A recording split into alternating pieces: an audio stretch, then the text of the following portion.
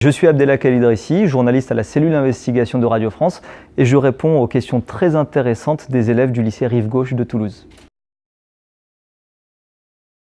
Pour les questions liées à la fiscalité, concrètement, les deux gros sujets récents, c'était les Panama Papers en 2016 et les Paradise Papers. Ces deux cas-là, l'ICIJ, le consortium, a récupéré des données. Là, en l'occurrence, c'était un de nos partenaires allemands, donc un journal qui s'appelle le Süddeutsche Zeitung, qui a récupéré les données et qui s'est dit voilà, c'est immense, c'est des millions de données, ça concerne des gens partout dans le monde.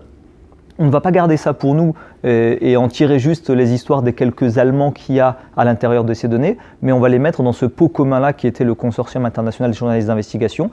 Et du coup, tout le monde a travaillé dessus pendant plusieurs mois pour faire des révélations sur qui sont les sociétés qui profitent des paradis fiscaux pour ne pas payer d'impôts, pour payer le moins d'impôts possible là où ils sont, et notamment les entreprises européennes et françaises. Dans le cas des Panama Papers, c'était qui sont les gens qui ont de l'argent caché, non déclarés au fisc français et qui sont dans l'illégalité.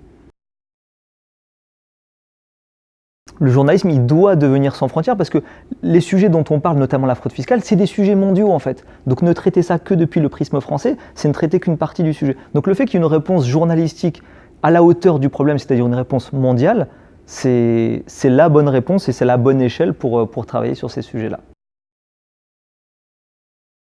Et voilà, la qualité première du journaliste, c'est de la curiosité, mais après, il faut avoir des qualités humaines. Il ne faut pas avoir peur d'aller frapper aux portes, d'aller rencontrer les gens, d'aller parler avec les gens. Moi, si un fraudeur fiscal a accepté de me parler dans le reportage, c'est que voilà, il avait confiance. Je lui ai dit dès le départ que je ferais tout pour qu'on ne le reconnaisse pas, qu'on ne remonte pas à lui, surtout qu'il était dans une situation un peu délicate. Hein. Il a fraudé, il le reconnaît, il est fraudeur fiscal.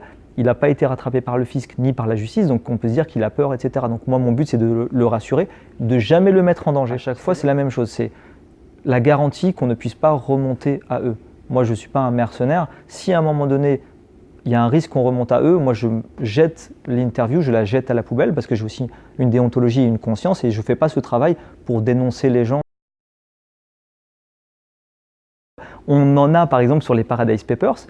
Notre travail journalistique, à un moment donné, c'est de confronter les gens à ce qu'on a trouvé. C'est-à-dire qu'on fait des recherches, on trouve des choses, mais on est journaliste, on est obligé de respecter ce qu'on appelle le contradictoire, de dire aux gens sur qui on travaille, voilà, on travaille sur vous, voilà ce qu'on a découvert, qu'est-ce que vous avez à dire? Si la personne répond, on va l'intégrer bien évidemment dans notre enquête, dans notre reportage. Si la personne ne répond pas, on dira à la fin qu'on a contacté la société et qu'elle n'a pas répondu. Par exemple, sur les Paradise Papers, concernant Nike, Whirlpool, etc., la réponse, ils nous ont tous fait une réponse qui était quasiment la même mot à mot, c'était de dire « nous respectons la législation des pays dans lesquels nous sommes ».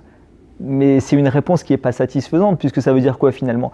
Nike, Whirlpool dit si on est aux Bermudes, oui, on y est, mais on respecte la législation des Bermudes. Mais oui, la législation des Bermudes, elle est pleine de trous. Elle est faite pour attirer justement des multinationales. Mais les grosses entreprises, quand elles savent qu'on va donner leur nom, ou les grandes fortunes, lorsqu'elles savent qu'on va donner leur nom, là, il y a des pressions qui consistent à dire « je vous mets en garde, attention, etc. » Mais ça fait partie du jeu. Nous, à partir du moment où on sait que ce qu'on a trouvé, c'est hyper carré, c'est des pressions qui nous passent par-dessus, qui ne fonctionnent pas.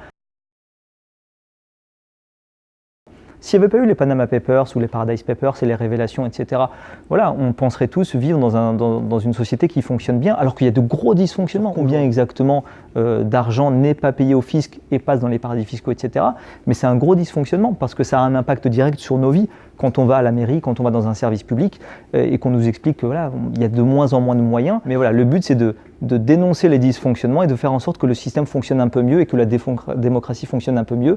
Et donc de ce point de vue-là, je pense que les journalistes sont effectivement indispensables à une démocratie.